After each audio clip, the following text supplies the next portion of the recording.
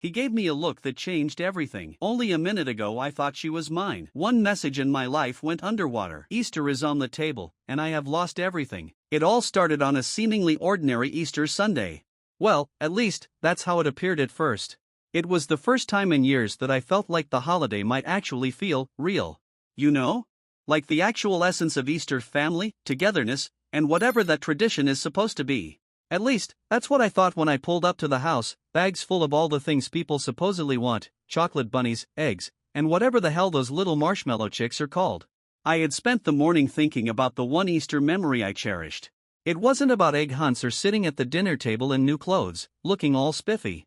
No, it was simpler. My dad, the one figure who had always made holidays magical, used to do this ridiculous Easter bunny voice while hiding chocolate eggs in the backyard. And every year, without fail, he'd hide one in the weirdest spot, a place so absurd, you'd think no one could find it, but he'd always give me that wink when I caught it. But this year was different. I had no idea what was about to unfold when I parked my car and walked up the driveway. Something in the air felt heavy. The front door was slightly open, a little crack of sunlight spilling through like it was welcoming me home. I tossed the bags into the entryway, expecting the usual chaotic energy, laughter, chatter, and my younger cousins running around in bunny ears. Instead, there was a silence. An eerie silence. My heart dropped, but I dismissed it as nothing. That's when I saw her, Carmen, my wife, sitting at the kitchen table, alone. Her eyes were glued to her phone, not even noticing me walk in. It wasn't the usual greeting, not even a glance. Normally, she'd jump up and give me that tight, warm hug, but today, nothing. "Hey," I said, trying to break through the stillness, "where is everyone?" She didn't answer immediately. In fact, she barely seemed to register the question. The sound of her fingers scrolling across the phone screen was the only thing that filled the space between us. I watched her in confusion, my brows furrowing as I took in the scene. It didn't feel right. That's when I heard it. Laughter, sharp, mocking. I was about to step forward when I heard my daughter's voice from the hallway. It wasn't the kind of laughter you associate with family gatherings. No, this one was colder, harder. "Do we even have to call him Dad anymore?" she said. "He's not our real father. Can't believe Mom married him."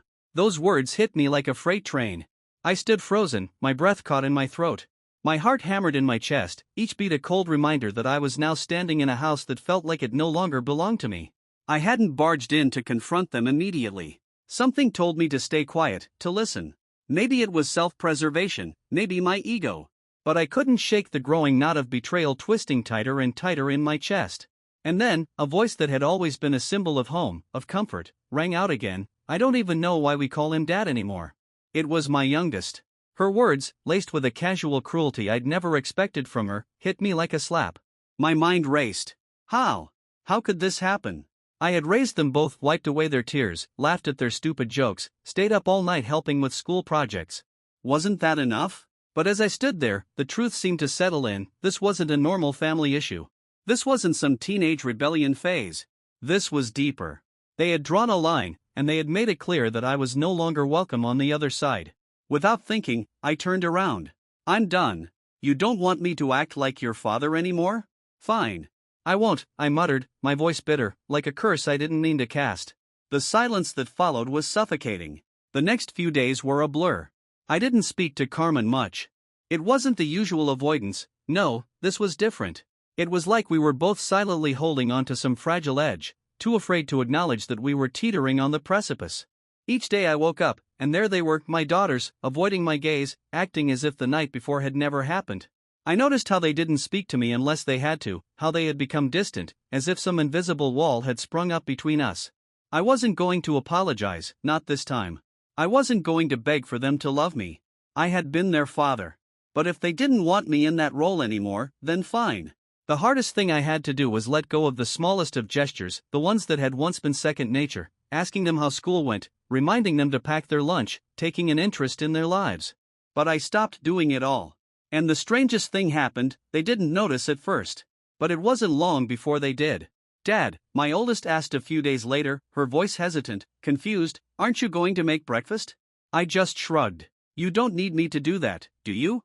She blinked at me, her face a mixture of confusion and frustration, but she didn't argue. The next day, the same thing. No breakfast. No words of encouragement. No small talk. The house had become a shell of itself, void of the warmth I had always given. I didn't know how long I could keep this up. Part of me was shattered. But another part was numb. The realization was setting in that I was never going to get that old family dynamic back. And as the days passed, something changed in me too. I wasn't sure whether I was grieving the loss of my role as their father or if I was finally starting to accept it. But Carmen noticed. Of course she did. She knew that I wasn't the same, but she didn't seem to care. "Why aren't you helping them anymore?" she asked one evening, her voice almost pleading for some kind of explanation. I didn't look up from the TV. "They don't want me to help. Why should I?" Her silence was louder than any argument we'd ever had. But then came the bombshell. It wasn't the girls or Carmen. It was something bigger, something that would make everything I thought I knew about this family collapse. The next few days felt like I was living in a haze, moving through the motions but never truly part of the world around me. It was like my family, Carmen, the girls, had become distant strangers. I would sit in my chair, in my own home, but it felt like I was in someone else's life. I was starting to realize that this whole thing, this family, this life I had built, was never really mine to begin with. It wasn't just the girls' avoidance, the coldness in their eyes. It was Carmen, too. She barely spoke to me, and when she did, it was about the logistics of the house, like I was just another part of the furniture. The dinner table had become a battlefield, but not in the way you'd expect. No shouting matches. No confrontations. It was a cold war, subtle, insidious. It was during one of these silent dinners when the cracks finally began to show. The atmosphere had become so thick with unspoken words that the air itself felt suffocating. We all sat around the table, eating in silence, as if the food itself had lost all flavor. That's when she spoke again, my youngest. "Olivia," she asked, "why aren't you helping anymore, Dad?" Her voice was small, unsure, but there was an edge to it that I couldn't ignore. I didn't look up. I wasn't even sure what to say anymore. "You didn't want me to help," I muttered, the words leaving my mouth with a sharp bitterness I hadn't expected. She shook her head, her brow furrowed. "That's not what we meant." "Then what did you mean?" I asked, voice rising. "What exactly did you mean by all of it? Saying I'm not your father anymore?" The table went still. Even Carmen seemed to pause for a moment, her gaze flickering between us. She didn't say anything, but I could see the tension in her eyes. I wasn't sure if it was because she wanted to step in or if she knew I was right. The truth hung in the air like a lead weight. "You don't act like a dad anymore," my oldest, Isabel, spoke up. "You just stopped. Like you gave up." Her words were blunt, simple, but they stung like a slap. "I didn't give up," I replied, the words coming out harsher than I meant. "You stopped seeing me as your father, and I stopped pretending. That's the difference." They looked at me, confused, but not angry. Not the kind of anger you'd expect. It was more like disappointment, a feeling that settled between us, thick and heavy. Carmen sighed, putting her fork down. "Thomas, this isn't helping anyone. You can't just shut us out like this. We're still a family, okay?" I leaned back in my chair, staring at her. Family. What was a family if it was built on lies and false expectations? What was a father if his children didn't even want him to be that anymore? "I'm not sure we are anymore," I said, my voice barely above a whisper. "Maybe you're right. Maybe I have shut myself off. But it's because I don't know who I am in this family anymore. I don't even know who you are anymore." The silence that followed felt like it could suffocate us all. No one spoke. The tension in the room was so thick I could almost taste it. And then, right as I thought the conversation was over, Carmen did something I didn't expect. She stood up. She didn't yell. She didn't beg. She didn't apologize. She just walked toward me, slow and deliberate. Her eyes were sad, and I realized then that I had been so focused on my own pain that I hadn't even seen hers. "I'm not going to make excuses for everything that's happened," she said, her voice quiet but firm. "But I need you to understand something. I've been carrying a lot of weight, too. You're not the only one who's hurting." I blinked, stunned. For the first time in days, I looked at her properly, really looked at her. Carmen wasn't the woman I'd married anymore. She had changed. And I had changed, too. But where did that leave us? I didn't have an answer, not yet. But as the night dragged on, and the awkward silence seemed to stretch forever, I started to wonder if maybe, just maybe, I wasn't the only one who had been abandoned. The next morning, I woke up earlier than usual. My mind was a jumbled mess of confusion, pain, and regret. I had always thought that family was something you built with your own hands. But now I wasn't sure if anything I had built mattered. I was ready to pack my things, leave, and never look back. But as I sat there in the kitchen, I got the first message that made me rethink everything. My phone buzzed on the table. Carmen had left it there the night before, face down. I wasn't the kind of person to snoop, but I found myself reaching for it anyway. There was one new message. I didn't recognize the number. "Are you really going to let this go on?" the text read. "You're better than this. You can't just let them take everything from you. Get out. Fight for yourself." At first, I didn't know what to make of it. Who was this? And what did they mean, fight for yourself? I looked at the name. It was an unknown contact. But something in me told me to keep reading. The message was followed by another one. "Your wife is hiding something. And I can prove it." My stomach dropped. I stared at the screen, the message blinking at me like a warning light in the darkness. The words felt like a punch to the gut. Your wife is hiding something. What the hell could she be hiding? After everything, after the coldness, the distance. Was there more to this than just the broken family I had witnessed? I couldn't shake the feeling that I was being dragged deeper into something I didn't understand. The message was strange, cryptic, suspicious, even. I wasn't the kind of person who jumped to conclusions, but this felt different. Every nerve in my body screamed to leave it alone, to not get involved, but I couldn't. I couldn't just ignore it. My fingers hovered over the screen. The next message made my heart skip. "Meet me. I know everything." I hesitated. Who was this person? What did they know? I ran through all the possibilities in my head. It could be a prank, a joke. But something told me it wasn't. It felt too real. I had to find out. For my own sanity, if nothing else. I grabbed my jacket and left the house before anyone could stop me. The air outside was frigid, a harsh reminder of how everything had turned cold: my home, my marriage, my family. I needed answers. The text had mentioned a meeting spot, a coffee shop I knew all too well. It was a place I used to go with Carmen when things were simple, before everything fell apart. A place that now seemed tainted, cursed, like a relic of a time I could never get back. As I walked through the heavy door, the smell of stale coffee and warm pastries hit me, an overwhelming sense of déjà vu washing over me. The place was quiet, nearly empty for a Sunday morning. It was the perfect setting for whatever was about to unfold. I sat at a table near the window, the cold creeping through the glass as I waited. My fingers drummed nervously on the table. Was this going to be another mind game? Or would this person finally give me the answers I needed? Minutes stretched into what felt like hours. And then, the door opened.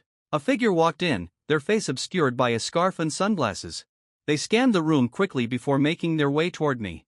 I didn't know what to expect, but the person who sat down across from me wasn't what I imagined. It was a man, mid-30s, with an air of quiet confidence. He slid an envelope across the table, his eyes never leaving mine. "Open it," he said, his voice low, almost too calm. I didn't need to be told twice. My hands were shaking as I opened the envelope. Inside were a series of photographs, pictures of Carmen and someone else.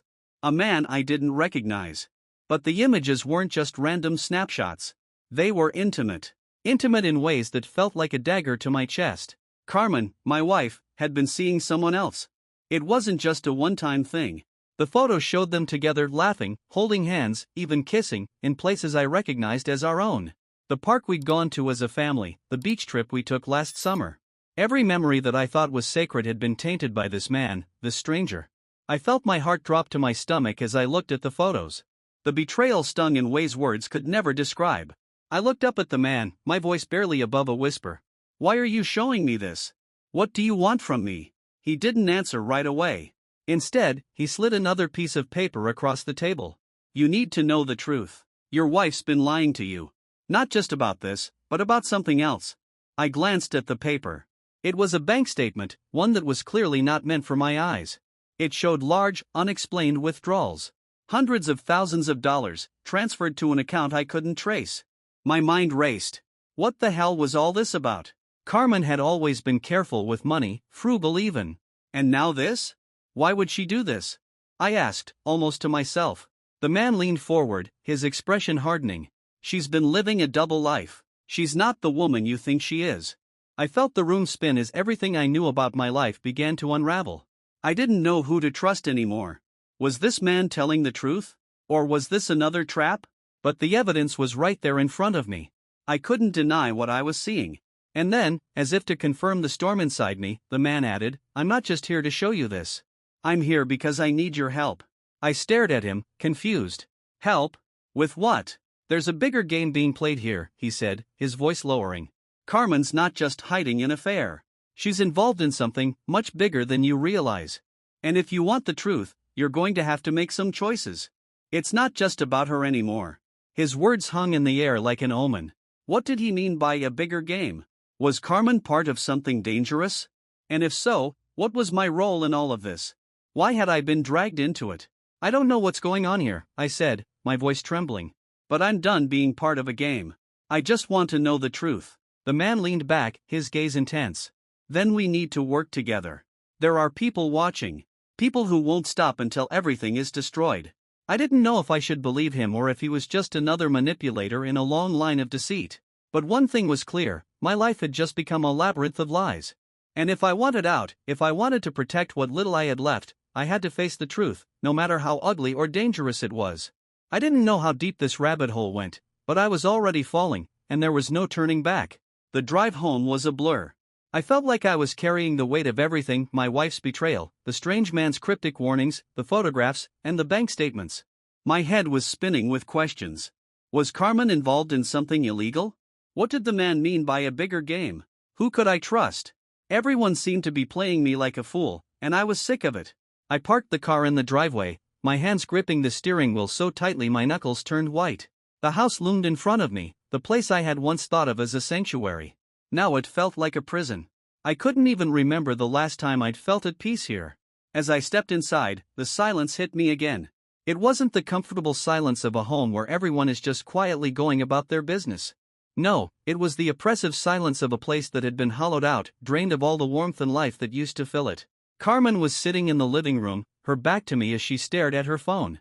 The TV was on, but she wasn't watching it. Her hair was messy, her face pale, as though she had been waiting for me to come home, yet she hadn't even bothered to look up when I walked in. My heart hammered in my chest as I stood there. I didn't know what I was supposed to say. I didn't know if I should confront her right now, demand answers, or just let everything come crashing down around me. But I couldn't keep pretending that nothing was wrong. I couldn't keep ignoring the fact that everything I thought I knew had been a lie. Carmen, I said, my voice thick with frustration and hurt. She didn't even flinch. Slowly, she turned around, giving me a cold, almost detached look. It was like I wasn't even a part of her world anymore. What? She asked, her voice flat, like she was too tired to deal with whatever I was about to say. I stood there, a storm brewing inside me. How could she be so calm? How could she act like everything was fine when I had just found out that she had been hiding something huge from me? I know about him, I said, my voice shaking with barely contained anger. Her face remained neutral, but I saw the flicker of something in her eyes, a flash of guilt, maybe, or fear. She didn't say anything, and I took that as my cue to keep going. I know about the affair, I spat. I saw the photos. I saw the bank statements. You think I'm some idiot, just sitting here, letting you lie to me? Her expression softened, but only for a moment. Then, she sighed deeply, like she was exhausted from keeping up this facade. I didn't mean for you to find out this way, she said quietly, almost like she was talking to herself. But you need to understand, it's complicated. Complicated? I repeated, incredulous. You've been sleeping with someone else, and it's complicated? You've been lying to me for God knows how long, and now I'm supposed to just understand? She finally stood up, her face flushed, but her eyes still avoided mine. I never wanted to hurt you. But there's more to it than you think. I didn't do this for fun, or because I wanted to hurt you. It's not about that. It's about survival. I stared at her, completely lost. Survival? What the hell are you talking about? What is going on here, Carmen? She hesitated, and for the first time since I'd walked in, she met my eyes. There was something in her gaze, a flicker of fear, of desperation, that sent a chill down my spine. I didn't just marry you because I loved you, she said, her voice barely above a whisper. I married you because it was convenient. Because you were steady, predictable. And you helped me cover up everything. I felt the world tilt beneath me. Cover up everything? Before I could respond, she continued. The affair, it wasn't just a fling. It wasn't just about sex. It's about something bigger.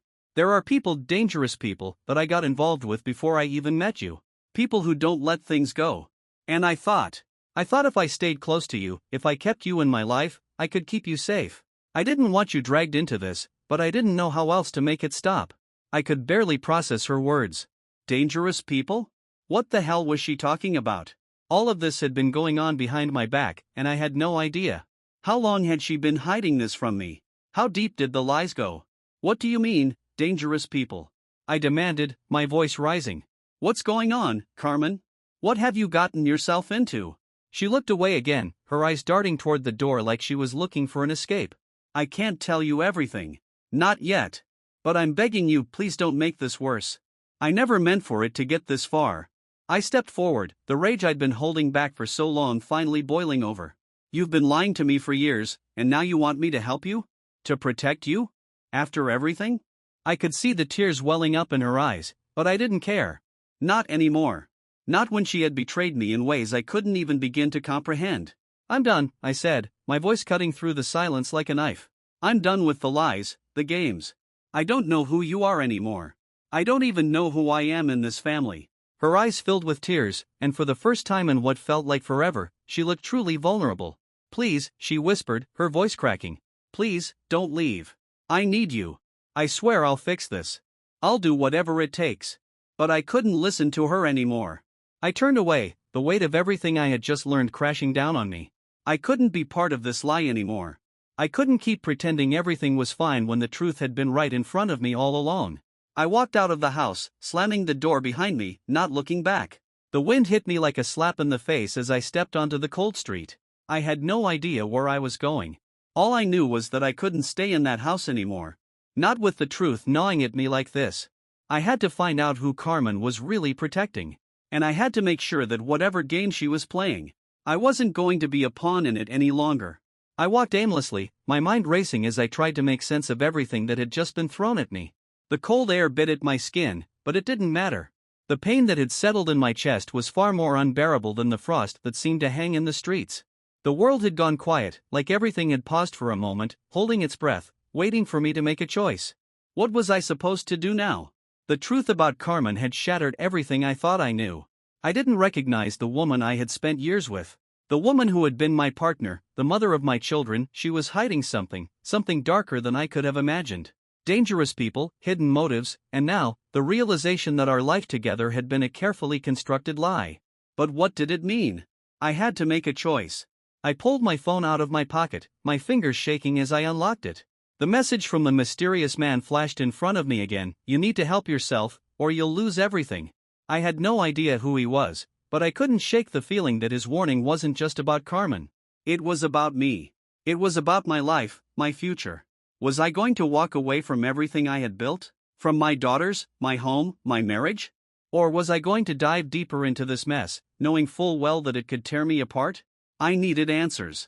The decision had been made. I called the man. His number was unlisted, and his voice was as cold and emotionless as the weather outside. But he didn't hesitate when I asked him for a meeting.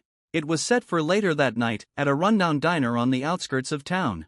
I wasn't sure if it was desperation or the need for closure that drove me, but as I made my way to that diner, the weight of everything still hung heavily in my chest. The possibility that I might be walking into something I couldn't escape. But I didn't care anymore. I had already lost so much. When I arrived, the place was dark, quiet. It felt like the kind of place where secrets were born and buried. The fluorescent lights hummed overhead as I sat down in the corner booth. I waited for what felt like hours, my nerves frayed, my thoughts in 1,000 places at once. And then, he walked in. The man, tall, dark, and wearing a suit that was too crisp for this place, sat down across from me without a word. I didn't need any introductions. I could feel the weight of the conversation ahead. You wanted answers, he said, his voice low and deliberate. You want to know what your wife is involved in. But I'm not here to give you that. Not yet. I stared at him, my frustration bubbling to the surface. What do you mean, not yet? I need to know everything. I've been lied to, played like a fool. I need to know who she's involved with, what kind of danger we're in. He leaned back, the calmness in his posture unnerving. I'll tell you this, Carmen isn't just hiding from you. She's hiding from something much bigger. The people she's involved with are dangerous. And if you don't do exactly what I say, your family is going to be the least of your problems. A chill ran through me. What do you want me to do? He slid a folder across the table. I opened it slowly, and inside were more pictures. These ones were different, darker. Carmen with men I didn't recognize. Places that didn't seem familiar. And then, there was a document, a will. Her will. Why are you showing me this? I asked, my voice cracking. The room felt too small, too suffocating. Because, he said, his eyes cold, there's something you need to understand about Carmen. She's not just your wife. She's a key player in something much larger. And if you want your family, your life, your daughters, to stay safe, you need to make a choice. A choice. What kind of choice? My heart hammered in my chest. I had no idea where this was going, but the man's words hung in the air like a warning. You either walk away. Forget everything. Pretend you never saw these pictures, never read that will. Forget the truth. I swallowed hard, trying to keep my voice steady. And the other option? Or you stay involved. And you fight for control of everything you've built. But know this, there's no going back. You'll be pulled into a world you can't unsee. You'll lose more than just your wife. You'll lose yourself. I sat there in silence, the weight of his words sinking into me. My mind raced, the memories of my daughters, the moments I had cherished with Carmen, flashing before my eyes. Was I really ready to walk away from it all? To turn my back on my family, on everything I had fought for? Could I live with that? I looked at the man. What happens if I do nothing? He didn't answer right away. He just looked at me, his gaze intense, knowing. Then you lose everything anyway, he said, his words cutting through me like a blade. I closed my eyes, breathing in deeply. The choice wasn't really a choice. It was a reckoning. I stood up, the folder in my hand, and I felt the weight of the truth settle over me. My life was about to change, but what was the alternative? To sit back and let the lie destroy me, my family, everything? No. I wasn't going to let that happen. I'll do it, I said, my voice firm. I'll fight. Whatever it takes. The man nodded once, his lips curling into a small, knowing smile. Good. Because the truth is, you're already in this. And now, there's no going back. I walked out of the diner, my heart pounding in my chest. The night air hit me like a slap, but I didn't care. I had made my choice. And now, there was no turning back.